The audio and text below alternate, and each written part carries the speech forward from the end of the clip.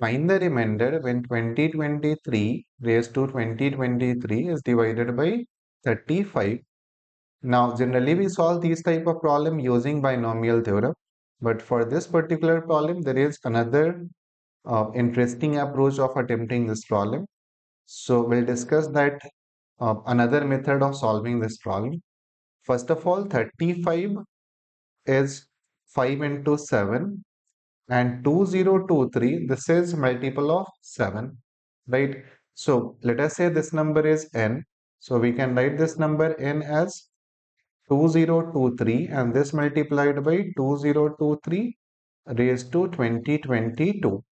Why I am separating 12023? Because this is multiple of 7. In fact, you can write this number as 7 into, and then we have 289 and this multiplied by 2023 raised to 2022, right?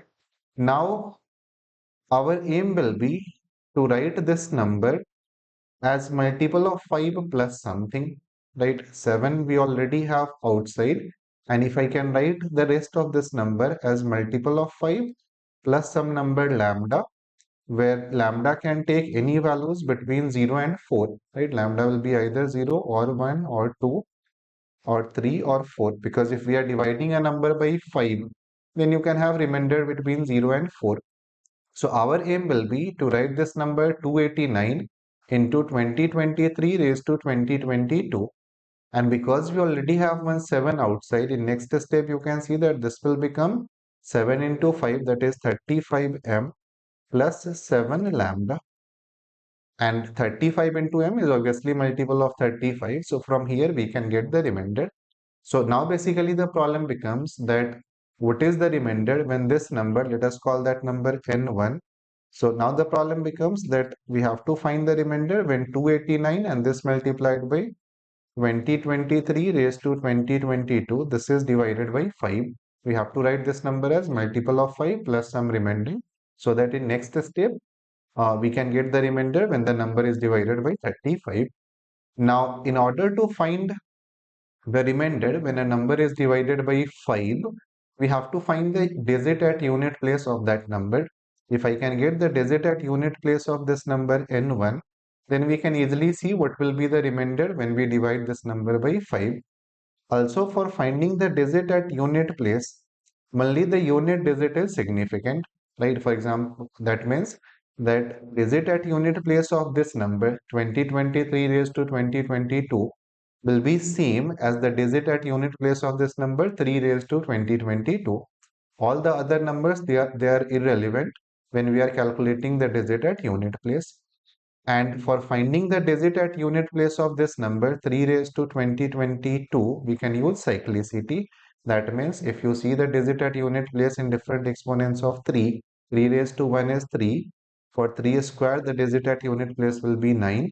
For 3 cube, the digit at unit place will be 7. For 3 raised to 4, the digit at unit place will be 1. And once you get 1, you will get the same pattern again. That means the digit at unit place in different exponents of 3 will be 3971. Again, you will get 3971 and so on. So whenever the exponent of 3 is multiple of 4, the digit at unit place will be 1. That means 3 raised to 4, 3 raised to 8, 3 raised to 12 and so on. At unit place, you will get 1. Whenever the exponent is multiple of 4 plus 1, that means 3 raised to 1 or 3 raised to 5 or 3 raised to 9 and so on, the digit at unit place will be 3. Similarly, whenever the exponent is multiple of 4 plus 2, the digit at unit place will be 9. Here this number 2022, this is nothing but multiple of 4 plus 2, right? 2022 you can write as 2020 plus 2. So the exponent of 3, this is multiple of 4 plus 2, and whenever the exponent of 3 is multiple of 4 plus 2, the digit at unit place will be 9. So basically in this number 2023 raised to 2022, the digit at unit place will be 9. That 9 multiplied with 289 will give us 1 at unit place. So that means in this number n1, the unit digit will be 1. And if we divide this number by 5, then what should be the remainder?